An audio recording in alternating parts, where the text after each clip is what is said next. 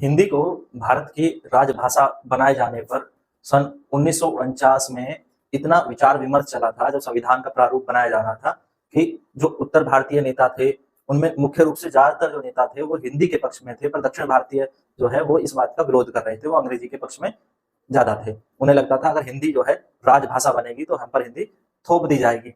ऐसे समय में जब सहमति ये बनी कि जो हिंदी है वो भारत की राजभाषा बनी सन 1949 में, और 14 सितंबर के दिन 1949 में हिंदी को संविधान में आर्टिकल 343 के या फर्स्ट के तहत हिंदी को राजभाषा का दर्जा दिया गया। देवनागरी को उसकी लिपि के रूप में अपनाया गया और जो संख्याओं का जो अंतरराष्ट्रीय रूप है, भारतीय अंकों का अंतरराष्ट्रीय रूप, उसे अपनाया गया।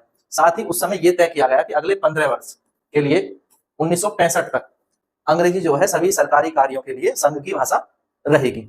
तो ये जब निकल के आया उस समय काफी बड़े डिस्कशन से, क्योंकि कुछ लोग हिंदी को राष्ट्रभाषा घोषित कराने की पहल कर रहे थे, कुछ लोग हिंदी के विरोध में थे, कुछ हिंदुस्तानी जिसको हम हिंदी उर्दू का मिक्स कहते हैं, जो खास तौर पे जो है जो उत्तर भारत में बोले जाने वाली जो भाषा है वो हिंदी उर्दू का मिक्स ही है, उसे हिंदुस्तानी भाषा के नाम से उस समय संबोधित किया जाता था, उसके पक्ष में थे।